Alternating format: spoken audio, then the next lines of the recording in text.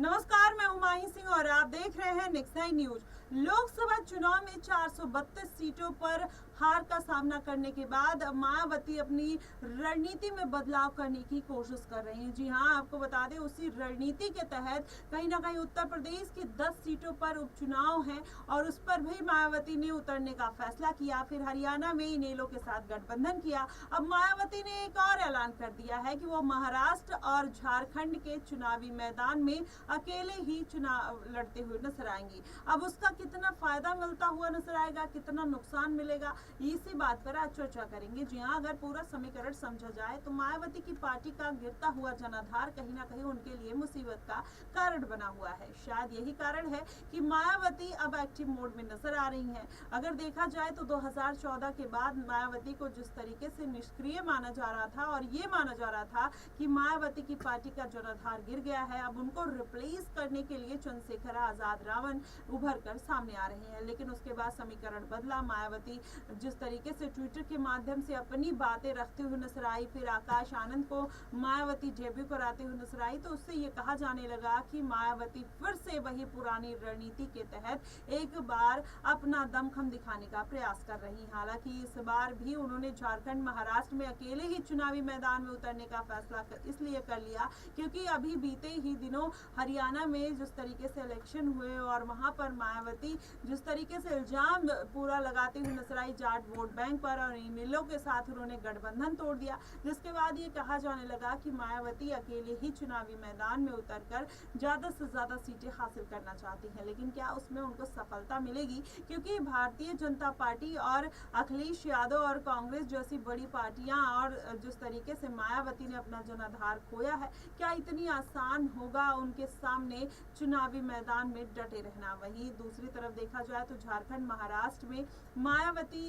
चुनावी ताल तो ठोकते हुए नजर आ रही हैं, लेकिन अकेले चलना उनका कितना भारी पड़ सकता है, कहीं ना कहीं ये भी देखना बेहद अहम है। लेकिन उसके साथ ही अगर पूरा समीकरण समझा जाए तो माना यह जा रहा है कि चंद्रशेखर आजाद रावण भी इस बार चुनावी मैदान में उतरेंगे और हरियाणा में हो सकता है कि आजाद की वजह से जिस तरीके से मायावती को नुकसान का सामना करना पड़ा, वही समीकरण और सीटों पर और राज्यों पर बनते हुए नजर आ सकते हैं। अगर ऐसा हुआ तो कहीं ना कहीं मायावती का जो अस्तित्व है वो खतरे में पड़ सकता है।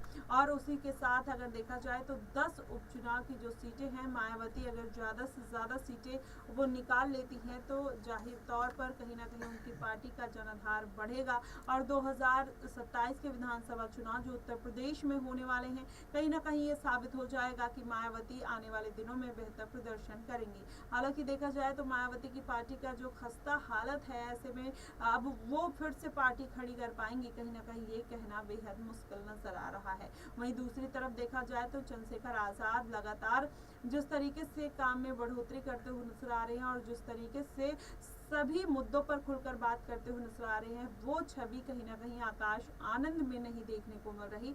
शायद यही कारण है कि अब मायावती वो रिस्क नहीं लेना चाहती, इसलिए हर मुद्दे पर अपनी राय प्रतिक्रिया रखती हुई नजर आई। वहीं झारखंड महाराष्ट्र के चुनाव को लेकर उन्होंने चुनाव आयोग को धन्यवाद बोला और एक ट्वीट किया जिसमें उन्होंने कहा कि चुनाव आयोग की दी गई तारीखों का स्वागत है और मैं चाहती हूँ कि ये जो चुनाव है वो पाक और साफ तरीके से हो, जिससे हमारा लोकतंत्र सुरक्षित रहे। इस तरीके की बात मायावती कहते हुए नजर आई। हालांकि ये कोई पहली बात नहीं है, मायावती हर छोटे बड़े मुद्दों पर अपनी प्रतिक्रिया देती हुई नजर आती हैं, वहीं पर विपक्षी पार्टियों पर भी निशाना साधते हुए नजर आती हैं। तो ऐसे में माना यह जा रहा है कि मायावती पुराने समीकरण दोहरा कर कहीं ना कहीं वही अपना पुराना खोया हुआ अस्तित्व जो है पाने की जद्दोजहद में है, लेकिन उसमें कितनी सफलता मिलते हुए नजर आएगी, कहीं ना कहीं ये देखना बेहद दिलचस्प होगा। और झारखंड महाराष्ट्र में अगर मायावती चुनावी मैदान में उतर भी जाती हैं तो उसका कितना फायदा उनको मिलता हुआ नजर आएगा, कहीं ना कहीं ये भी देखना बेहद अहम होगा। और फिलहाल मायावती की रणनीति और उनके इस फैसले को लेकर आपका क्या कुछ कहना है, आप हमें कमेंट बॉक्स में जरूर बताइएगा। फिलहाल के लिए बस इतना ही। देश और दुनिया की तमाम खबरों के लिए हमारे साथ बने रहिएगा नेक्स्ट 9 न्यूज पर।